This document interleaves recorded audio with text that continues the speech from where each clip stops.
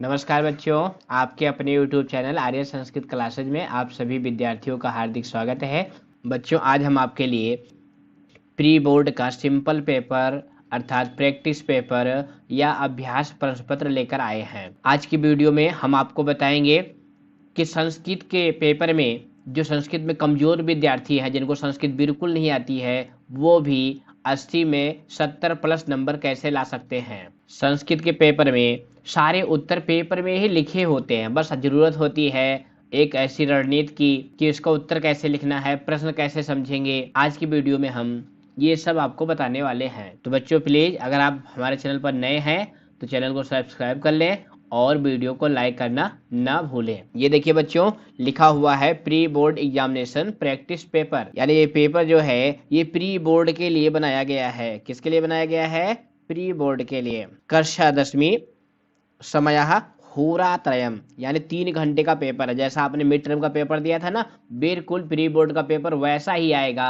बस दोनों में क्या अंतर होगा कि प्री बोर्ड में पूरा सिलेबस होगा आपका, यानी जो आपका बोर्ड का पूरा सिलेबस है कंप्लीट, पहले पार्ट से लेकर के अंतिम पार्ट तक जितने भी पार्ट आपके सिलेबस में हैं, पूरा सिलेबस प्री बोर्ड के पेपर में आने वाला है। प्रश्न पत्रे चत्वारः खंडाः सन्ति, आपके पेपर में 4 खंड होते हैं। प्रथम खंड है अपठित अवबोधनम 10 अंक का, द्वितीय खंड है रचनात्मक कार्यम 15 अंक का, तृतीय खंड है अनुप्रयुक्त व्याकरणम 25 अंक का और चौथा खंड है पठित अवबोधनम 30 अंक का।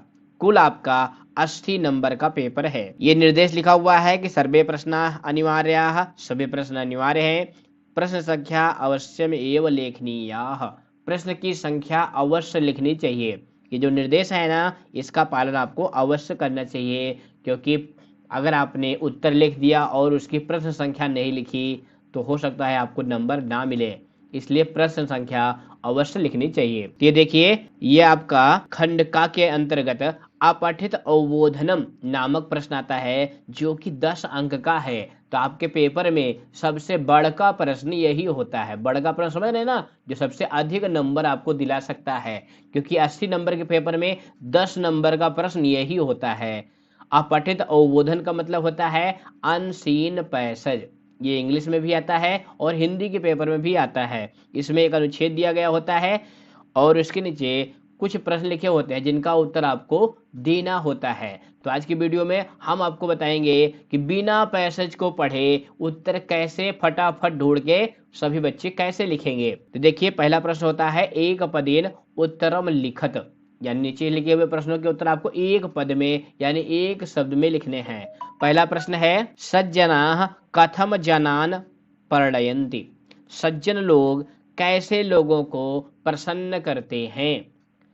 तो इसका उत्तर ढूंढने के लिए फटाफट इस प्रश्न वाक्य की जो क्रियापद है उसको पकड़िए। तो यहाँ पे क्रियापद क्या है बच्चों, ध्यान से देखिए, प्रणयन्ति। अब बस इस क्रियापद को ढूंढिए पैसेज में कहाँ है। तो ये देखिए दूसरी लाइन में ही मिल गया प्रणयन्ति, यानी आपका उत्तर इसी वाक्य में है। अब कथम मतलब कैसे, तो इसका उत्तर हो जाएगा स्व आचरणेन, अपने आचरण के द्वारा।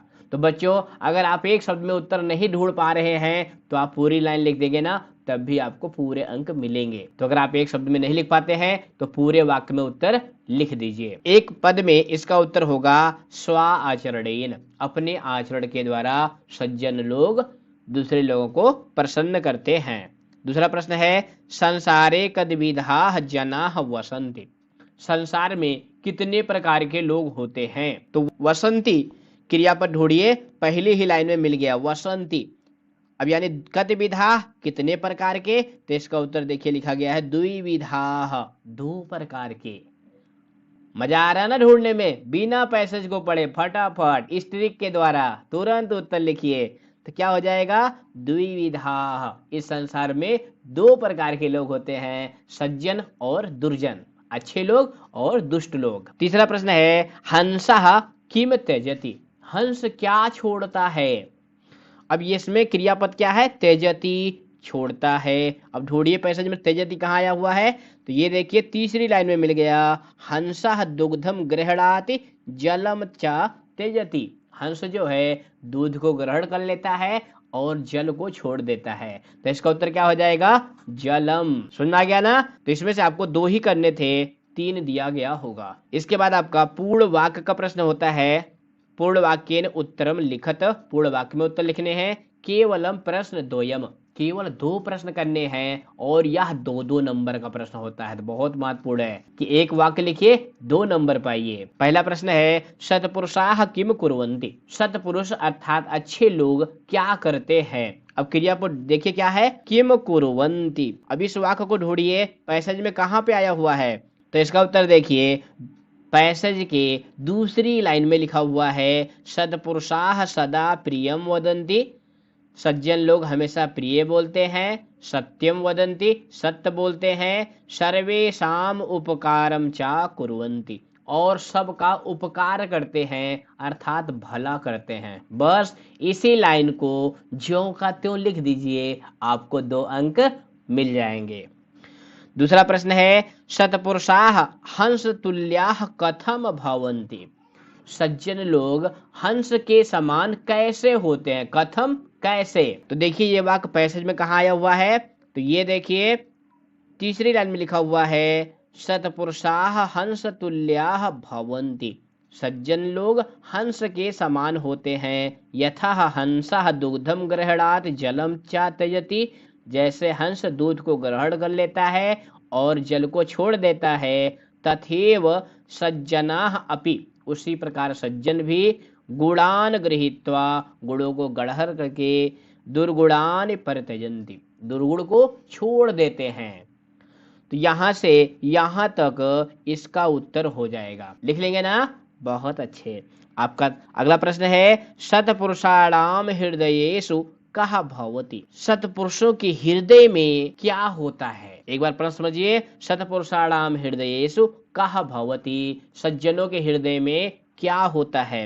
अब इसका उत्तर देखिए चौथी लाइन में लिखा हुआ है सत्पुरुषाणाम हृदयेषु सर्वान् प्रति स्नेहा दया सहानुभूति संयोग भावः च भवति, सज्जनों के हृदय में सबके प्रति स्नेह, स्नेह माने क्या होता है बच्चों, प्रेम, दया, सहानुभूति और सहयोग का भाव होता है। तभी तो वो सज्जन कहलाते हैं। समझ गया, आ गया ना कैसे प्रश्न का उत्तर ढूंढेंगे। क्रियापद पकड़िए और उसको पैसेज में घुमाइए, जहां पे मिल जाए वही उसका उत्तर हो जाएगा। बिना पैसेज पढ़े फटाफट उत्तर लिखिए। आपका अगला प्रश्न होता है यथा निर्देशम उत्तरत का, यानी उसमें हर वाक्य में हर प्रश्न में अलग अलग निर्देश होगा। यह प्रश्न थोड़ा सा कठिन होता है, लेकिन फिर भी हम आपको ऐसे ट्रिक बताएंगे कि आप इसका उत्तर कर लेंगे। इसमें 4 प्रश्न दिए होते हैं, 3 करने होते हैं। तो देखिए पहला प्रश्न है अनुसरेम इत क्रियापदस्य कर्तृपदम किम, अनुसरेम इस क्रियापद का कर्ता पद कौन सा है। दुर्जनाः, वयम, हंसाः, सज्जनाः, 4 विकल्प दिया गया होगा, आपको इसका उत्तर चुनना होगा। तो अनुसरेम देखिए पैसेज में कहा आया हुआ है, अंतिम वाक्य में लिखा गया है वयम सदा सज्जनानां मार्गम अनुसरेम। अब ये जो अनुसरेम है बच्चों, यह विधिलिंग लकार का उत्तम पुरुष का बहुवचन का क्रियापद है, यानी U3 का क्रियापद है। तो इसका कर्ता होगा वयम, वयम मतलब हम सब, अनुसरेम अनुसरण करना चाहिए, यानी हम सब के द्वारा अनुसरण करना चाहिए। दूसरा प्रश्न है सर्वान पदस्य विशेष पदम किम अस्ति, सर्वान पद का विशेष पद क्या है, यानी यह जो है यह विशेषण पद है, इसका विशेष पूछा जा रहा है। विकल्प दिया गया है गुणान, दुर्गुणान, जनान, सज्जनाः। अब पैसे में देखिए सर्वान कहाँ आया हुआ है, पहली लाइन में देखिए लिखा हुआ है सर्वान जनान, दोनों एक साथ मिल गए ना, तो बस सर्वान के बाद क्या आएगा जनान। जनान क्या है, विशेष है, सर्वान क्या है, विशेषण है। अगला प्रश्न है प्रशंसा पदस्य विलोम पदम अत्र किम प्रयुक्तम, विलोम पद आप जानते हैं ना, विपरीत अर्थ वाले, जिसको इंग्लिश में अपोजिट कहते हैं। तो क्या हो जाएगा, पहला है दुर्जनाः, दूसरा है दुष्टानाम, तीसरा है दया, चौथा है निंदा। तो प्रशंसा माने क्या होता है, किसी की बड़ाई करना, तो इसका विलोम हो जाएगा निंदा, अर्थात निंदा करना। अगला प्रश्न है प्रसन्नम कुर्वन्ति, प्रसन्न करते हैं, इत अस्य पर्याय पदम अत्र किम प्रयुक्तम, इसका पर्याय पद यहाँ पे क्या प्रयुक्त है। तो पर्याय पद का मतलब क्या होता है बच्चों, पर्यायवाची शब्द, अर्थात समान अर्थ वाले, जिसको इंग्लिश में क्या कहते हैं साइनोनिम्स। तो पहला विकल्प है पर्णयन्ति, वसन्ति, पीडयन्ति, अनुसरेम। तो पैसेज में प्रसन्नम कुर्वन्ति का पर्याय पद आया हुआ है पर्णयन्ति। पर्णयन्ति मतलब प्रसन्न करते हैं। समझ में आ गया ना कैसे करेंगे? यानी इस प्रश्न में कर्ता या क्रिया पूछा जाएगा, विशेषण या विशेष पूछा जाएगा, या विलोम पद या पर्याय पद पूछा जाएगा। यह प्रश्न बहुत महत्वपूर्ण होता है। थोड़ी सी आप सूक्ष्म दृष्टि का प्रयोग करेंगे, 100% आप उत्तर लिखने में सफल होंगे। इसी प्रश्न का अगला खंड होता है अस्य अनुच्छेदस्य कृते समुचितम शीर्षकम संस्कृतेन लिखत। यानी इस अनुच्छेद का शीर्षक लिखना होता है। तो बहुत बच्चे इस प्रश्न का उत्तर छोड़ देते हैं, यूं ही छोड़ देते हैं। उनको समझ में नहीं आता कि इसमें शीर्षक में क्या लिखें। शीर्षक का मतलब क्या होता है? टाइटल, यानी जो पैसेज है वह किस पर लिखा गया है। तो अगर मान लो आपको संस्कृत नहीं आती है, तब आप उसका अर्थ नहीं जान पाएंगे। अर्थ नहीं जान पाएंगे तो वह पैसेज किस पर लिखा गया ये भी नहीं जान पाएंगे। तो इसके लिए हम आपको ये ट्रिक बताते हैं कि पैसेज एक बार सरसरी निगाह से देखिए, उसमें जो भी संज्ञा पद आपको लग जाए, ये संज्ञा पद बार बार आया हुआ है, वही उसका शीर्षक लिख दीजिए। जैसे इसमें देखिए सज्जन और दुर्जन के बारे में है, तो इसका शीर्षक लिखेंगे सज्जनः, ये भी लिख सकते हैं, या फिर सज्जना नाम प्रशंसा, सज्जनों की प्रशंसा, ऐसा भी आप लिख सकते हैं। शीर्षक में बस केवल इतना ध्यान रखना है कि ये कभी पूर्ण वाक्य में नहीं लिखा जाता, एक शब्द में या दो शब्द में। जो भी आपको संज्ञा पद मिलता है अर्थात नाउन, उसको आप ज्यों का त्यों लिख दीजिए, कोई दिक्कत नहीं है। शीर्षक एक नहीं होता, अनेक शीर्षक हो सकते हैं, बस शीर्षक में एक शब्द या दो शब्द होने चाहिए। तो हमें आशा है कि आप आने वाले प्री बोर्ड के पेपर में आप शीर्षक लेखन के प्रश्न जरूर लिखेंगे। इसके बाद बच्चों खंड खा के अंतर्गत प्रश्न नंबर 2 होता है पत्र लेखन का। पत्र आपके पेपर में लिखा होगा, उसमें 10 रिक्त स्थान होंगे, मंजूषा में उसमें भरे जाने वाले पद भी लिखे होंगे। भर करके आपको पत्र को पुनः लिखना होता है और यह 5 नंबर का प्रश्न होता है।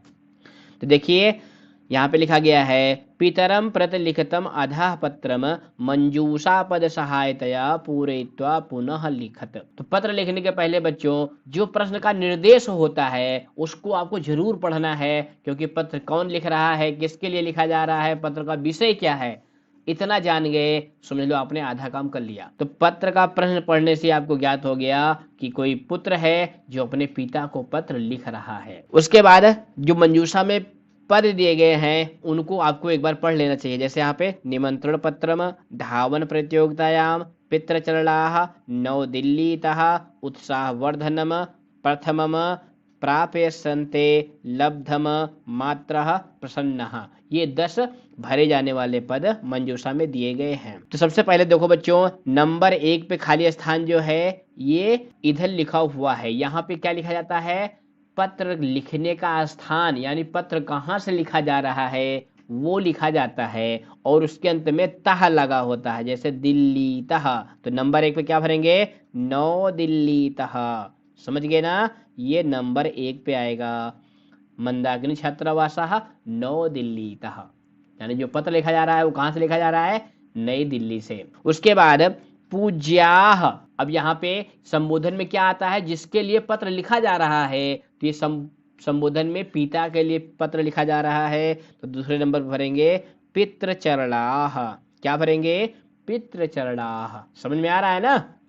सादरम प्रणामः, क्योंकि संबोधन करते हैं, जिसको पत्र लिखते हैं उसके बाद प्रणाम करते हैं, नमस्ते करते हैं। उसके बाद अत्र कुशलम तत्र अस्तु, यहाँ पर मैं ठीक हूँ, वहां पर आप कैसे हैं। इदम ज्ञात्वा, या जान करके, भवन्तः भविष्यन्ति, आप होंगे। अब आप जान करके क्या होंगे? प्रसन्न होंगे।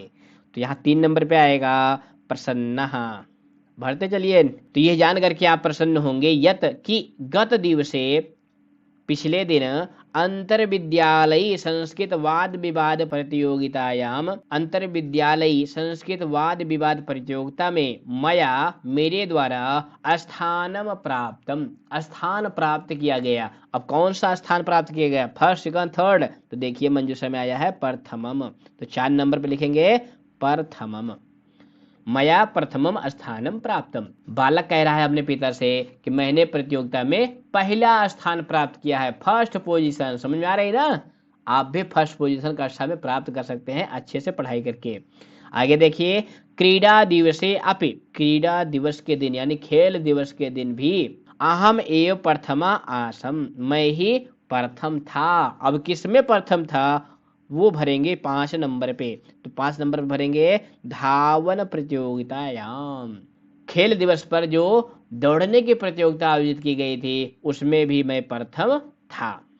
अस्य वर्षस्य, इस वर्ष का नवम कक्षायाः वार्षिक परीक्षायाम अपि मया एव प्रथमम स्थानम, वार्षिक परीक्षा में मेरे द्वारा ही प्रथम स्थान। अब क्या भरेंगे यहाँ पे? लब्धम। लब्धम मतलब प्राप्त किया गया, तो लब्धम आ जाएगा 6 नंबर पे कि 9वीं कक्षा में मैं अपने क्लास में टॉप पोजीशन पे था, पहला स्थान प्राप्त किया। विद्यालयस्य वार्षिकोत्सवे, विद्यालय के एनुअल डे पर मया, मेरे द्वारा 3 पुरस्काराः, 3 पुरस्कार। अब 7 नंबर पे क्या भरेंगे?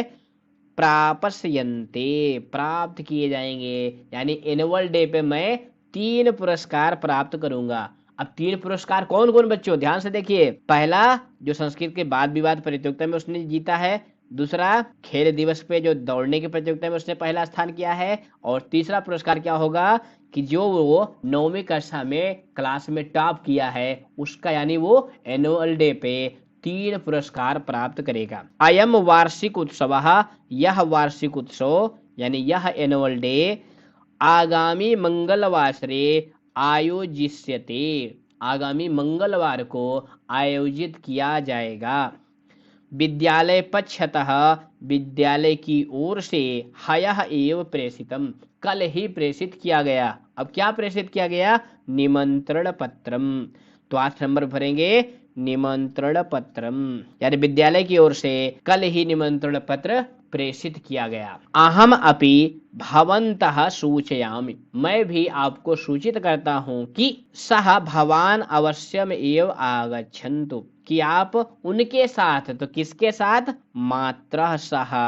9 नंबर पर भरेंगे मात्रा। मात्रा मतलब माता के साथ, यानी आप माता के साथ अवश्य ही विद्यालय आएंगे। एवं इस प्रकार मम भविष्यन्ति, मेरा होगा। अब बालक के माता पिता उसके पुरस्कार ग्रहण समारोह में आएंगे तो क्या होगा बताइए? उत्साह वर्धनम। तो 10 नंबर पे क्या भरेंगे? उत्साह वर्धनम, क्योंकि अगर आपके माता पिता के सामने आपको पुरस्कृत किया जाता है तो बच्चों आपका भी सीना चौड़ा हो जाता है ना? आपको भी अपने ऊपर गर्व महसूस होता है कि मैंने पुरस्कार प्राप्त किया है। तो 10 नंबर भरेंगे उत्साह वर्धनम। मातृ चरणयो मम प्रणामः, माता के चरण में मेरा प्रणाम निवेदन कर देना। भवदीयः पुत्रः नरेंद्रः, आपका पुत्र नरेंद्र। ये पत्र के नीचे लिखा जाता है, यहाँ पे अपना नाम नहीं लिखना है, जो पत्र में नाम निश्चित किया गया है वही नाम आपको लिखना होता है। तो इस तरह से बच्चों अगर आप पत्र को भरेंगे, पत्र को समझेंगे, तो 1-2 रिक्त स्थान गलत हो जाएं लेकिन फिर भी आप अच्छा नंबर प्राप्त करने में सफल होंगे। बस पत्र लेखन में एक बात और ध्यान देनी होती है कि पत्र को पूरा आपको कॉपी में लिखना होता है। कुछ बच्चे ये क्या गलती करते हैं कि वो नंबर करके 1 2 3 4 9 10 इस तरह से नंबरिंग करके पत्र में भरे जाने वाले पद को ही लिख देते हैं, तो वो पूरे अंक प्राप्त करने में सफल नहीं होते हैं। तो सही तरीका यही है कि पत्र को भरिए और फिर पूरा पत्र कॉपी में लिखिए। समझ गए? बहुत अच्छे। इसके बाद आपका तीसरा प्रश्न आता है चित्र वर्णन का। देखिए यहाँ पे लिखा गया है अधः प्रदत्तम चित्रम दृष्ट्वा मंजूषायाम प्रदत्त शब्दानाम सहायतया संस्कृतेन पंचवाक्यानि लिखत। नीचे लिखे हुए चित्र को देख करके मंजूषा में दिए गए पदों की सहायता से 5 वाक्य लिखिए। कितने वाक्य लिखने हैं? 5 वाक्य लिखने हैं। और कितने नंबर का है? 5 नंबर का है। तो यह बच्चों चित्र वर्णन का प्रश्न है। तो मंजूषा में देखिए क्या क्या लिखा गया है। वने, जंगल में, धावती, दौड़ता है, वानराः, बंदर, वृक्षाः, पेड़, कूर्दन्ति, कूदते हैं, सिंहः, शेर, पुष्पाणि, फूल, गजः, हाथी, भल्लूकः, भालू, मृगो, मृग, उष्ट्रः, ऊट वृक्षेषु पेड़ पर। इतने पद आपके मंजूषा में दिए गए हैं। हम मानते हैं बच्चों आपको संस्कृत इतनी अच्छी नहीं आती है, लेकिन मंजूषा की सहायता से आप 5 वाक्य अवश्य लिख सकते हैं। तो देखिए चित्र में आपको शेर भी दिखाई दे रहा है, हाथी भी दिखाई दे रहा है, मृग भी दिखाई दे रहा है, भालू भी दिखाई दे रहा है, और उनके लिए जो पद आए हुए हैं वो भी मंजूषा में लिखे हुए हैं। बस थोड़ा सा परिवर्तन करके आप वाक्य बना सकते हैं। जैसे पहला वाक्य हम क्या लिखेंगे, वानरः कूर्दन्ति, बंदर कूद रहे हैं। अब यहाँ पे वानराह और कूर्दन्ति दोनों मंजूषा में लिखा गया है। हमने अपने मन से कुछ नहीं लगाया, बस मंजूषा में एक कर्ता एक क्रिया और मिला दिया, वाक्य बन गया। वाक्य छोटा हो बड़ा हो इससे कोई मतलब नहीं है, मिलेगा आपको एक ही अंक, बस केवल वाक्य शुद्ध होना चाहिए, ये आपको ध्यान रखना है। दूसरा वाक्य हम लिखेंगे, सिंहः वने गर्जति। सिंहः शेर, वने मतलब जंगल में, गर्जति दहाड़ रहा है, गरज रहा है। अब देखिए ना चित्र में शेर मुंह खोल के दहाड़ रहा है। उसके बाद देखिए चित्र में हाथी चल रहा है, तो क्या लिखेंगे, वने गजः चलति। वने जंगल में, गजः चलति हाथी चल रहा है। अगर आपको वने नहीं समझ में आ रहा है तो वने छोड़ भी सकते हैं, गजः चलत लिख देंगे, तभी आपको पूरे अंक प्राप्त होंगे। उसके बाद हम लिखेंगे, वने ऊष्ट्रः धावति। जंगल में ऊंट दौड़ रहा है। देखिए ना ऊंट जो है पैरों को मोड़ करके दौड़ रहा है, तो क्या लिखेंगे, वने ऊष्ट्रः धावति। अगला वाक्य है, वने भल्लूकः अस्ति। वने जंगल में, भल्लूकः अस्ति भालू है। एक के लिए अस्ति और बहुत सारे हैं तो उसके लिए संति। अगला वाक्य हम लिखेंगे, वने मृगौ धावता। जंगल में 2 मृग दौड़ रहे हैं। चित्र में देखिए ना 2 मृग दौड़ रहे हैं, और मृगो भी लिखा हुआ है और क्रिया यहाँ पे धावती लिखी गई है, लेकिन धावती एक वचन की है, आपको मृगो यानी द्विवचन के लिए लगाना है, तो थोड़ा सा परिवर्तन करेंगे, धावतः। आ रहा है ना समझ में, बहुत अच्छे। 7वां वाक्य लिखेंगे, वृक्षः अस्ति पेड़ है। और 8वां वाक्य लिखेंगे, पुष्पाणि विकसन्ति फूल खिल रहे हैं। अब यहाँ पे हमने 8 वाक्य लिखे हैं, तो आपको 5 ही वाक्य लिखना होता है, लेकिन हम आपसे यही निवेदन करेंगे कि आप कम से कम 6-7 वाक्य जरूर लिखिए, क्योंकि मान लो आपका 1-2 वाक्य गलत हो गया तो बाद वाले वाक्य को चेक करके आपको पूरे 5 में से 5 अंक दे दिए जाएंगे। इसके अलावा भी 2 वाक्य हैं जो आप किसी भी चित्र में लिख सकते हैं, वो आप सभी जानते हैं, क्या है, चित्रम सुंदरम अस्ति और वार्ता चलती। समझ गए, बहुत अच्छे। इसके बाद आपका चौथा प्रश्न आता है अनुवाद का। देखिए प्रश्न में लिखा गया है, अधोलिखितानि वाक्यानि संस्कृत भाषया अनुद्य लिखत। नीचे लिखे हुए वाक्यों को संस्कृत में अनुवाद करिए। अनुवाद मतलब ट्रांसलेशन। तो यह मानते हैं यह वही बच्चा कर पाएगा जो पढ़ने में अच्छा होगा, लेकिन जो कमजोर बच्चे हैं उनको भी प्रश्न को छोड़ना नहीं है, जो भी उनको समझ में आता है जरूर लिखना है। पूरा नंबर नहीं, आधे नंबर तो आपको मिल ही जाएंगे ना, 5 नंबर का है, 3 नंबर 2.5 नंबर तो मिल जाएगा। तो पहला वाक्य है, राम राजा थे। तो राम तो क्या हो जाएगा, रामः। राजा को राजा कहते हैं, और थे के लिए क्या आएगा, आसीत, क्योंकि अस्ति माने है, आसीत माने थे या था। तो कैसे वाक्य लिखेंगे, रामः राजा आसीत। दूसरा वाक्य है, हमारा देश महान है। हमारा, हमारा को क्या कहते हैं बच्चों, अस्माकम। और देश को देशा, महान को महान, और है को अस्ति। बस वाक्य तैयार है, अस्माकम देशः महान अस्ति। तीसरा वाक्य है, डॉक्टर राजेंद्र प्रसाद भारत के प्रथम राष्ट्रपति थे। यहाँ पे किसके बारे में बात की जा रही है, डॉक्टर राजेंद्र प्रसाद के। तो ये कर्ता हो गए, तो कर्ता में प्रथमा लगाइए, तो क्या हो जाएगा, डॉक्टर राजेंद्र प्रसाद भारत के मतलब षष्ठी, तो भारतस्य, और प्रथमः राष्ट्रपति और आसीत। तो वाक्य क्या बन गया, डॉक्टर राजेंद्र प्रसाद भारतस्य प्रथमा राष्ट्रपति आसीत। अगला वाक्य है, वह विद्यालय जाता है। He goes to school. तो ही को संस्कृत में क्या कहते हैं, सह। तो वाक्य बनेगा, सह विद्यालयम गच्छति, वह विद्यालय जाता है। 5वां वाक्य है, तुम कब घर जाओगे। अब जाओगे इसके मतलब क्या हो गया कि ये भविष्य काल की क्रिया है, तो इसमें कौन सा लकार आएगा, लिरिट लकार आएगा। तो तुम को क्या कहते हैं, त्वम, और कब को क्या कहते हैं, कदा। तो बस वाक्य बन गया, क्या हो जाएगा, त्वम कदा गृहम गमिष्यसि, तुम घर कब जाओगे। अगला वाक्य है नियमों का पालन करना चाहिए। तो नियमों का पालन करना चाहिए, चाहिए के अर्थ में विधिंग लकार का प्रयोग होता है या फिर अनियर प्रत्यय का प्रयोग होता है। तो यहाँ पे हम अनियर प्रत्यय लगा करके बनाएंगे, तो क्या हो जाएगा, नियमाः पालनीयाः, नियमों का पालन करना चाहिए। अंतिम वाक्य है कृष्ण का मित्र मोहन है। कृष्ण का मतलब षष्ठी, तो क्या हो जाएगा, कृष्णस्य मित्रम मोहन अस्ति। अब यहाँ पे ध्यान दो बच्चों, मित्र को मित्रः नहीं कहते हैं, मित्रम कहते हैं। क्या कहते हैं, मित्रम। कृष्णस्य मित्रम मोहन अस्ति। तो बच्चों इस तरह से अगर आप अनुवाद करेंगे तो हमें आशा है कि आप पूरे अंक प्राप्त करने में सफल होंगे। इसके बाद आपका खंड का प्रारंभ होता है जो कि अनप्रयुक्त व्याकरण का होता है और यह 25 अंक का होता है। तो व्याकरण के अंतर्गत सबसे पहले प्रश्न नंबर 5 के रूप में संधि का प्रश्न आता है। किसका प्रश्न आता है, संधि का। देखिए यहाँ पे लिखा गया है अधोलिखित वाक्येषु रेखांकित पदेषु संधिम विच्छेदम वा कुरुत। नीचे लिखे हुए वाक्यों में जो रेखांकित पद है उसमें संधि करिए या विच्छेद करिए।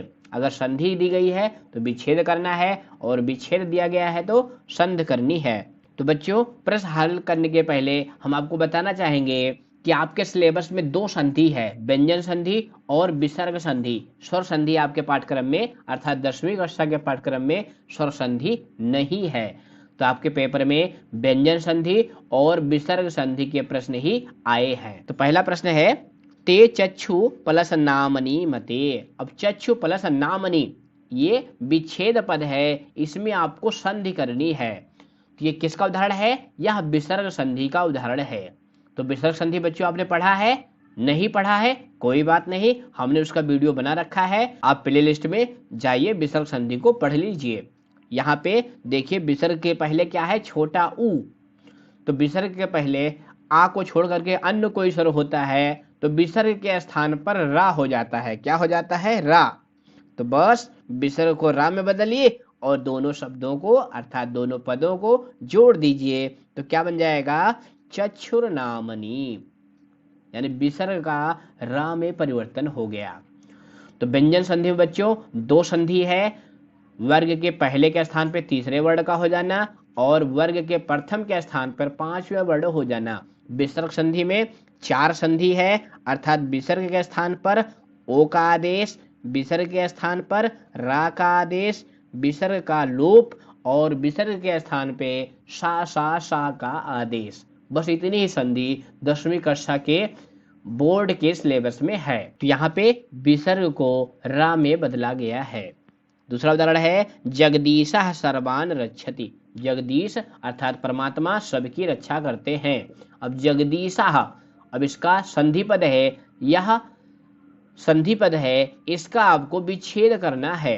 तो विच्छेद में क्या हो जाएगा, तो देखिए यहाँ पे जगदीश, तो हमने आपको बताया ना कि विच्छेद करने के लिए उस पद को 2-3 बार पढ़िए, जगदीशः जगदीशः जगदीशः, तो पता चल गया ना, जगत प्लस ईशः, क्या हो जाएगा, जगत प्लस ईशः। यह व्यंजन संधि का उदाहरण है, यानी पहले के स्थान पर तीसरा यानी ता के स्थान पर दा हो गया था संधि में, तो विच्छेद में क्या होगा, तीसरे के स्थान पर पहला यानी बिल्कुल उसका उल्टा, तो क्या हो जाएगा, जगत प्लस ईशः। अब ता को हलंत कर देंगे, जो दा में बड़ी की मात्रा लगी हुई है उसको बाहर निकाल करके लिख देंगे ईशः।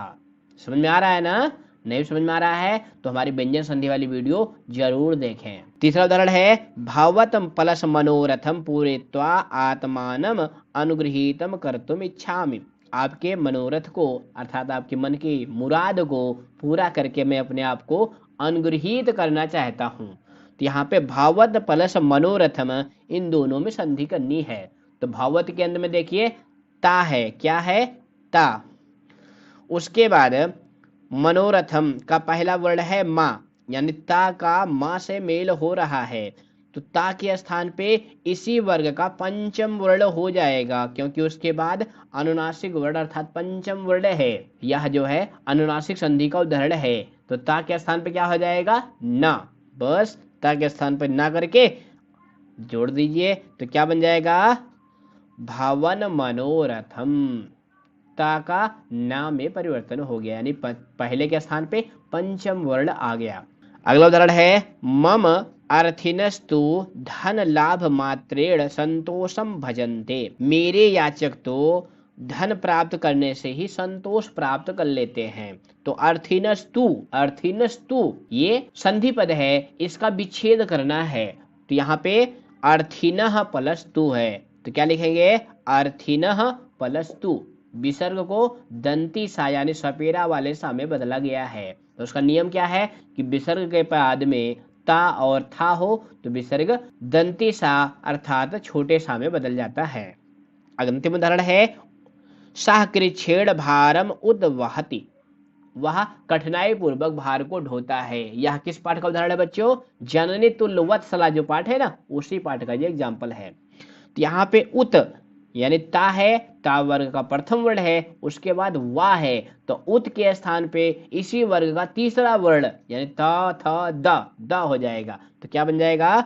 उद्वहति। समझ में आ रहा है ना? फिर भी अगर आप संधि विशेष रूप से पढ़ना चाहते हैं तो ऊपर आई बाल पे क्लिक करके सभी संधि को अच्छे से तैयार कर लें, जिससे आप संधि के 4 अंक प्राप्त कर सकें। इसके बाद छठा प्रश्न होता है समास का। तो देखिए यहाँ पे लिखा गया है अधोलिखित वाक्येषु रेखांकित पदानाम समासम विग्रहम व प्रदत्त विकल्पेभ्यः चित्वा लिखत। नीचे लिखे हुए वाक्यों में जो रेखांकित पद हैं उनमें समास करिए या विग्रह करिए। संधि में आपने विच्छेद किया था, समास का विग्रह करते हैं। क्या करते हैं? विग्रह। हाँ बच्चों, यहाँ पर देखो 5 दिए गए हैं, 4 करने हैं, और समास वाला प्रश्न भी 4 नंबर का है। तो पहला वाक्य है काकः साक्रोधम प्रविश्य कथयति। अब यहाँ पे साक्रोधम यह समस्त पद है, यानी इसमें समास है, इसका विग्रह पद आपको विकल्प से चुनना है। तो विकल्प मिल गया, आपके लिए थोड़ी सी सहूलियत है कि ये ऑब्जेक्टिव टाइप का क्वेश्चन है। पहला है क्रोधस्य सहितम, दूसरा है क्रोधम सहितम, तीसरा है क्रोधेन सहितम। तो बच्चों हम आपको एक ट्रिक बताने जा रहे हैं कि जिस शब्द के पहले सा मिल जाए, सा मतलब सहितम, तो उसका जो विग्रह होगा वो सहितम में होगा, और सहितम की जो पहले वाला पद होगा उसमें तृतीया विभक्ति होगी। तो देखिए दिए गए विकल्पों में किस में तृतीया विभक्ति है? सा नंबर वाले में, यानी क्रोधेन सहितम। ट्रिक समझ में आई ना? यानी सा का विग्रह होगा सहितम में, और सहितम के पहले जो पद होगा उसमें तृतीया विभक्ति होगी। बस यही मूल मंत्र याद रखिए, 100% आप पूरे अंक प्राप्त करने में सफल होंगे। दूसरा उदाहरण है सर्वेषाम एव महत्वम विद्यते। सबका महत्व है समयम अनतिक्रम, समय के अनुसार। अब इसमें विग्रह पद दिया गया है, आपको समस्त पद का चयन करना है। पहला है यथा समयम, दूसरा है उपसमयम, तीसरा है प्रतसमयम। अब ये अव्ययी भाव समास वाला उदाहरण है। इसमें ट्रिक क्या है बच्चों? इसमें ट्रिक ये है कि जहां भी आपको अनतिक्रम मिल जाए, क्या मिल जाए? अनतिक्रम, इसका मतलब होता है अतिक्रमण ना करके, तो वहां पे आप समझ जाइएगा कि इसके लिए क्या आएगा? यथा। तो आपका विकल्प सही होगा पहला यथा समयम। यथा समयम का अर्थ होता है समय के अनुसार। सुन में आ रहा है ना? बहुत अच्छे। अगला है अये कथम कथम कृष्णार्जुनो युधिष्ठिरश्चा। अब यहाँ पे कृष्णा अर्जुनो यह रेखांकित पद है, इसमें द्वंद्व समास है, समस्त पद है, आपको इसका विग्रह करना है। तो विग्रह क्या हो जाएगा? पहला है श्री कृष्ण चा अर्जुनो चा, दूसरा है श्री कृष्ण चा अर्जुन चा, तीसरा है श्री कृष्णो अर्जुनो चा। तो यहाँ पर ध्यान दो बच्चों, द्वंद्व समास में जब हम विग्रह करते हैं तो दोनों पद में प्रथमा प्रथमा विभक्ति लगाते हैं। क्या लगाते हैं? प्रथमा प्रथमा विभक्ति। तो इसका विकल्प सही होगा दूसरा श्री कृष्ण चा अर्जुन चा। आपका चौथा उदाहरण है दुष्टा बुद्धि यश सा सदवचनान तिरस्कृत प्राचलत। अब इसमें दुष्टा बुद्धि यश सा यह रेखांकित पद है, यह बहुव्रीहि समास का उदाहरण है, और यह विग्रह पद है। इसके लिए आपको समस्त पद लिखना है, यानी समास करना है। पहला विकल्प है दुष्टम बुद्धि, दूसरा है दुष्टा बुद्धि, तीसरा है दुष्ट बुद्धि। तो बच्चों इस तरह के उदाहरण में क्या करेंगे, जब हम समास करते हैं तो समास में जो पहला पद होता है या बीच वाले पद होते हैं उसकी विभक्ति का लोप कर देते हैं। तो यहाँ पे बनेगा दुष्ट बुद्धि। दुष्टा बुद्धि यशसा, दुष्ट है बुद्धि जिसकी, क्या कहेंगे, दुष्ट बुद्धि। दुष्टम दुष्टा नहीं होगा, दुष्ट बुद्धि होगा, क्योंकि दुष्ट ही मूल शब्द है। समझ गए, बहुत अच्छे। आपका अंतिम उदाहरण है ना ही निर्मलम जलम। निर्मलम रेखांकित पद है, समस्त पद है, इसका विग्रह आपको लिखना है। पहला है मलस्य योग्यम, दूसरा है मलम प्रति, तीसरा है मलस्य अभावा। तो निर्मल माने क्या होता है, आप निर्मल जल पीते हैं ना, निर्मल मतलब होता है मल का अभाव, गंदगी का अभाव। तो आपका तीसरा विकल्प सही होगा मलस्य अभावा। ये पहले पाठ का उदाहरण है, इसमें अव्ययी भाव समास है। तो इस तरह से बच्चों कुछ बातों का ध्यान रखेंगे, तब आप समास के पूरे 4 अंक प्राप्त करेंगे। बच्चों इसके बाद आपका प्रश्न होता है प्रकृत और प्रत्यय का। ये देखिए यहाँ पे लिखा गया है प्रश्न नंबर 7 के रूप में, अधोलिखित वाक्येषु रेखांकित पदानां प्रकृत प्रत्ययो संयोज्य विभज्य व समुचितम उत्तरम लिखत। नीचे लिखे हुए वाक्यों में रेखांकित पदों का प्रकृत प्रत्यय संयोज्य अर्थात जोड़ करके, विभज्य व अथवा विभाग करके अर्थात प्रकृत और प्रत्यय को अलग अलग करके उचित उत्तर लिखिए। अर्थात यहाँ पर 5 उदाहरण दिए गए हैं, 5 में से 4 करने हैं और ये प्रत्येक प्रश्न 4 अंक का है। पहला वाक्य है किम कुपिता एवं भड़ति, क्या क्रोधित होकर ऐसा कहती है। अब कुपिता यह रेखांकित पद है, इसमें आपको प्रकृत और प्रत्यय को अलग करना है। तो बच्चों प्रकृति कहते हैं मूल शब्द या मूल धातु को जिससे प्रत्यय जोड़ा जाता है, और प्रत्यय जो मूल प्रत्यय होता है उसे प्रत्यय कहते हैं। जैसे कुपिता में आपको प्रकृत और प्रत्यय बताने हैं, यानी मूल शब्द और प्रत्यय बताना है। पहला है कुपिता प्लस टाप, दूसरा है कुपित प्लस टाप, तीसरा है कुपिता प्लस आ। तो जैसा कि बच्चों आप सभी जानते हो कि कुपिता में टाप प्रत्यय है। कौन सी प्रत्यय है, टाप, और टाप प्रत्यय का बड़ा आ जुड़ता है। तो आपका विकल्प सही होगा बा वाला कुपित प्लस टाप। टाप प्रत्यय पुल्लिंग शब्द को स्त्रीलिंग शब्द बनाने के लिए जोड़ा जाता है, टाप प्रत्यय का आ जुड़ता है। आपका दूसरा प्रश्न है जनाः प्रातः दिन प्लस ढक समाचार पत्रम पठन्ति। अब यहाँ पे दिन प्लस ठक, तो जैसा कि आप सभी जानते हैं ठक प्रत्यय का इक जुड़ता है। क्या जुड़ता है, इक। तो क्या बन जाएगा, दैनिक। अब इसमें कौन 3 विकल्प दिए गए हैं, पहला है दैनिकः, दूसरा है दैनिकी, तीसरा है दैनिकम। तो सब में दैनिक दैनिक लिखा हुआ है। अब इस प्रश्न का उत्तर ढूंढने के लिए बच्चों हमें थोड़ी बुद्धि का सहारा लेना पड़ेगा कि उसके बाद वाला जो पद है यहाँ पे क्या है, समाचार पत्रम। अब ये कैसा पद है, नपुंसक लिंग का है, तो इसलिए जो यहाँ पे दैनिक आएगा वो सा वाला विकल्प सही होगा, दैनिकम। तो जनः प्रातः दैनिकम समाचार पत्रम पठन्ति, लोग प्रायः दैनिक समाचार पत्र पढ़ते हैं। अब यहाँ पे समाचार पत्रम के अनुसार दैनिकः नहीं हुआ है, दैनिकम हुआ है। समझ गए ना, बहुत अच्छे। अगला है प्रकृतेः रमणीय फलस्थल मनोरमा अस्ति। अब यहाँ रमणीय इस शब्द में तल प्रत्यय जोड़ना है। तल प्रत्यय और त्वा प्रत्यय दोनों भाववाची संज्ञा पद बनाने के लिए जोड़े जाते हैं। तल प्रत्यय का ता जुड़ता है, क्या जुड़ता है, ता।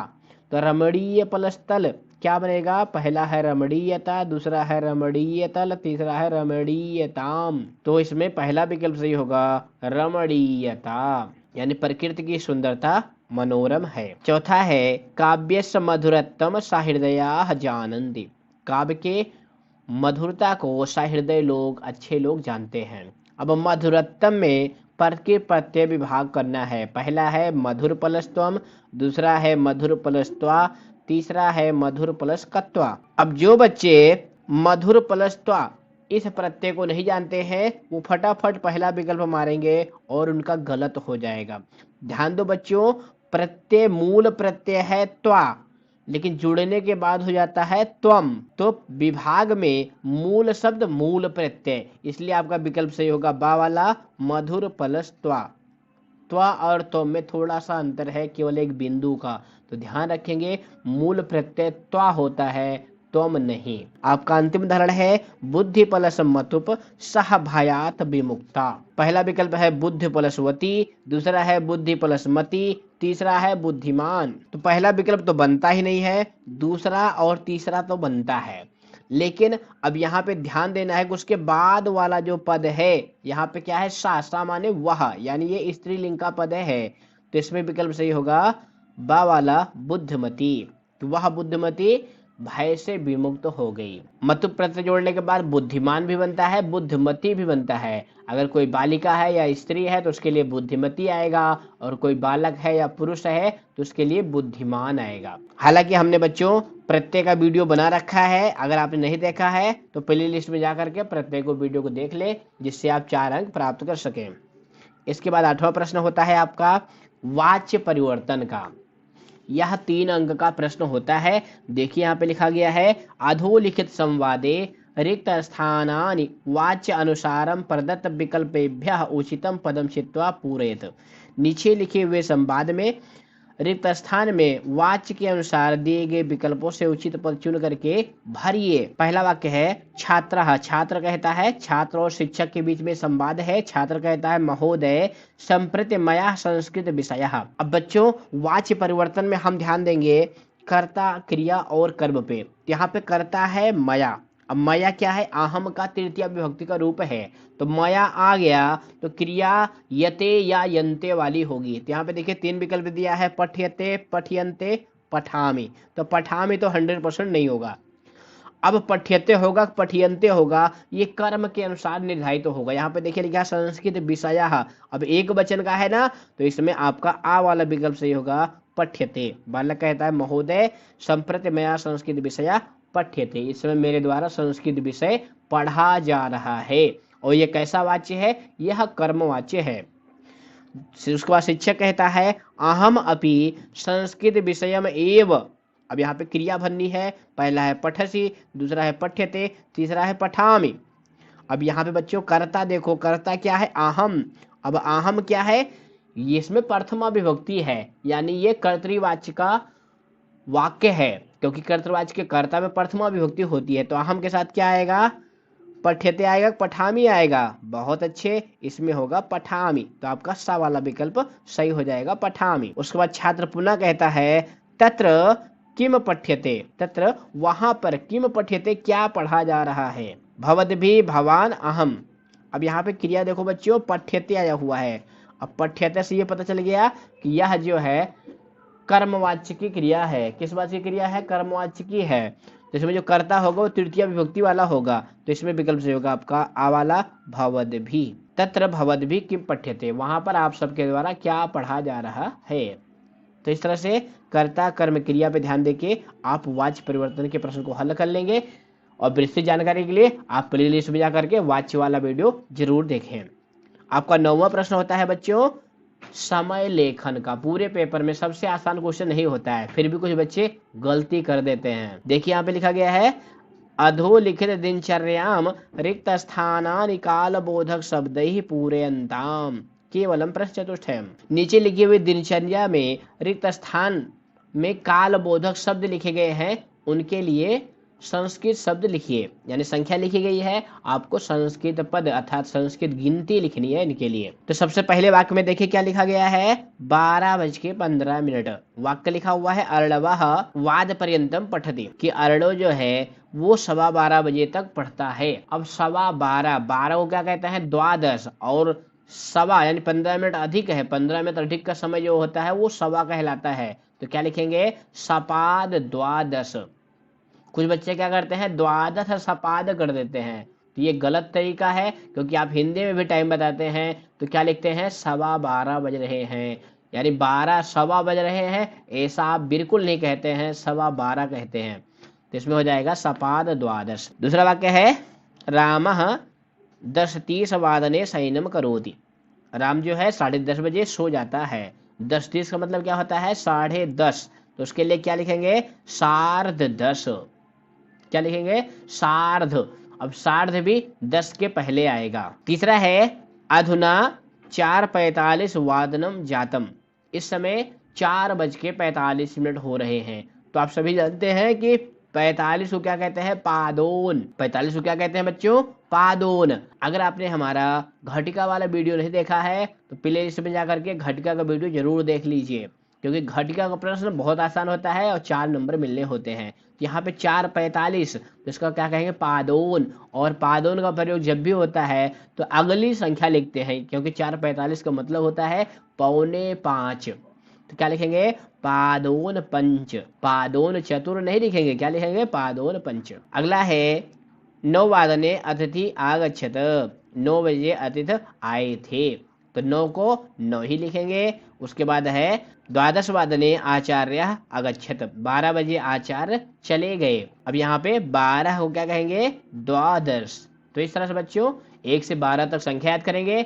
सपाद सार्ध पादोन इनका ध्यान रखेंगे तो आप घटिका वाले प्रश्न अर्थात घड़ी वाले प्रश्न 100% सही करेंगे। इसके बाद 10वां प्रश्न होता है आपका अव्यय का। अव्यय का प्रश्न आपके पेपर में 3 अंक का आता है। 4 दिया रहता है, 3 करने होते हैं। तो देखिए यहाँ पे लिखा गया है अधोलिखित वाक्येषु रिक्त स्थानानि मंजूषायाम प्रदत्तैः उचितैः अव्यय पदैः पूरयित्वा लिखत। नीचे लिखे हुए वाक्यों में रिक्त स्थान को मंजूषा में दिए गए अव्यय पदों के द्वारा भर करके पुनः वाक्य लिखिए। तो यहाँ पे देखिए मंजूषा में कौन कौन से अव्यय लिखे गए हैं। बही, बही मतलब क्या होता है बाहर। यावत, यावत माने होता है जब तक। माँ, माँ ये निषेध के लिए होता है था रोकने के लिए होता है। माँ मतलब मत।